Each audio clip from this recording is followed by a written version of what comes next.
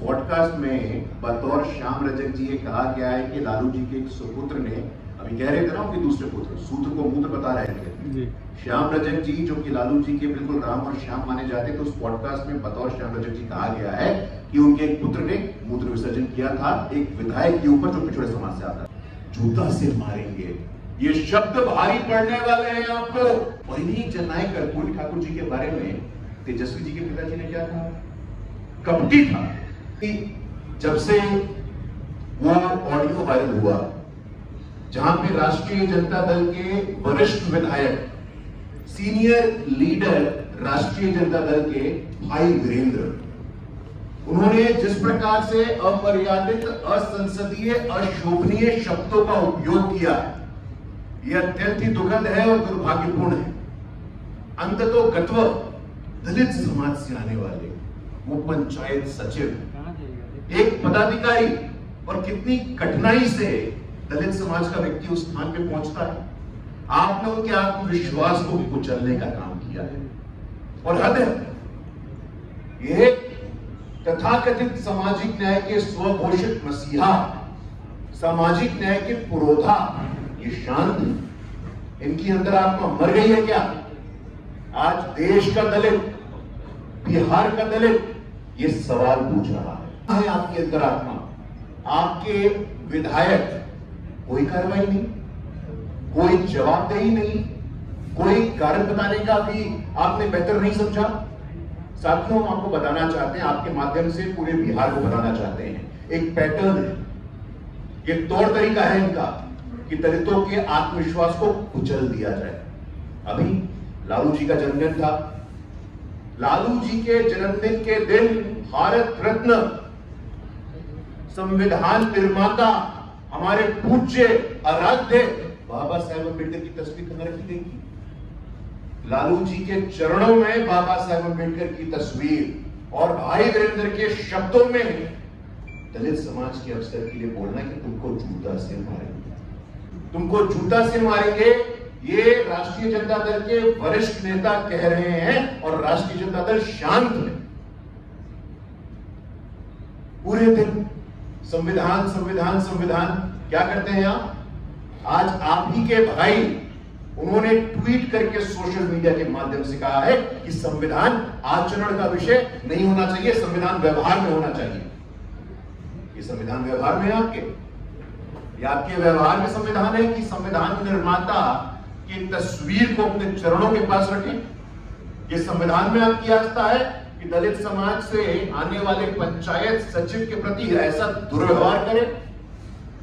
बिहार में, पूरे देश में उस ऑडियो की चर्चा है, पूरा देश स्तब्ध है। सामाजिक न्याय को मानने वाले, सामाजिक न्याय के नाम पे राजनीतिक रोटी सेकने वाले ऐसे दुर्व्यवहार का लगातार परिचय दे रहे हैं।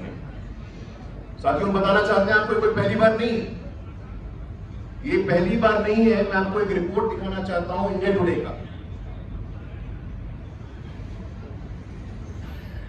रिपोर्ट है 1997 मई के महीने में इंडिया टुडे में ये रिपोर्ट आया था और इसमें ये कहा गया था कि रमाई राम जी जो दलित समाज से आते थे और उस समय जनता दल के अध्यक्ष थे, उनको पूर्वी चंपारण में सम्मानित किया गया।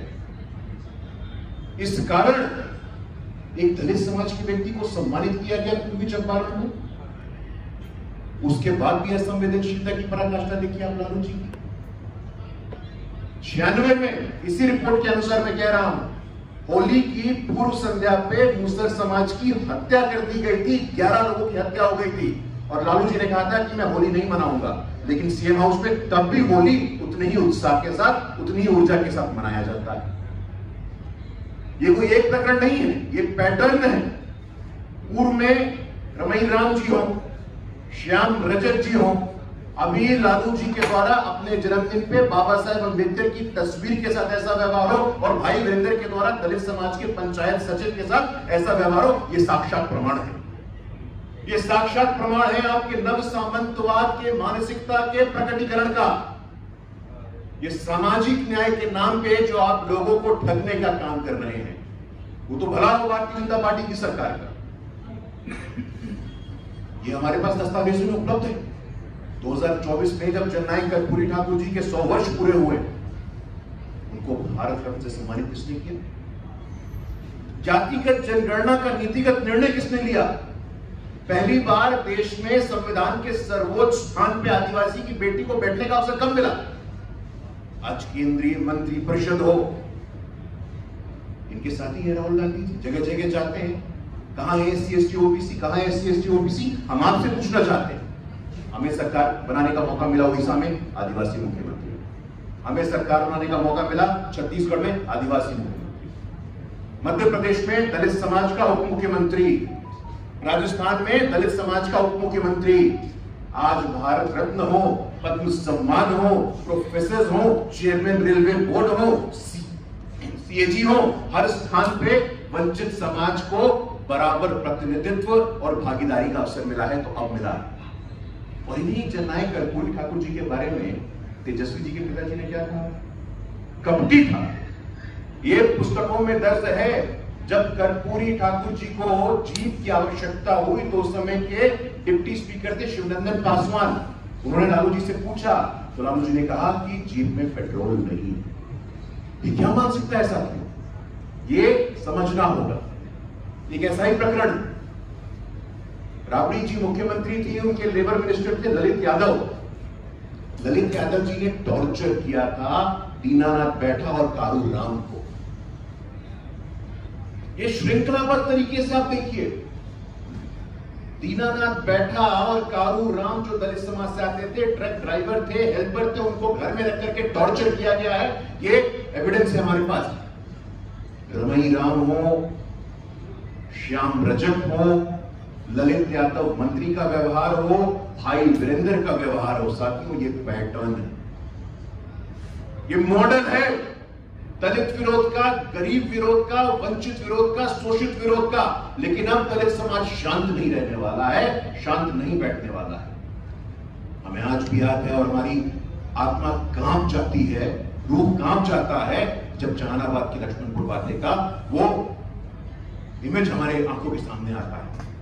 दलित समाज की महिलाएं, दलित समाज के बच्चे, 58 लोगों की निरीक्षण कर दी गई थी जब राष्ट्रीय जनता दल की सरकार थी। क्या कार्रवाई हुई? क्या कार्रवाई हुई? बथानी टोला हो, लक्ष्मणपुर बातें हो, क्या किया है आपने? ये देश जानना चाहता है, बिहार जानना चाहता है। तथ्यों के साथ क्रमबद्ध तरीके से ये जो आपका दुर्व्यवहार है दलित, वंचित, शोषित के प्रति, इसकी जवाबदेही तय करनी होगी। सत्ता में रहते हैं आप, सत्ता में पार्टी में कौन? अभी देखा 13वीं बार एक ही व्यक्ति राष्ट्रीय अध्यक्ष बनता है, पत्नी उपाध्यक्ष बनती है, नेता विधानसभा पुत्र बनते हैं, दूसरा बेटा मंत्री बनता है, एक बेटी राज्यसभा जाती है, दूसरी बेटी लोकसभा जाने की इच्छा रखती है।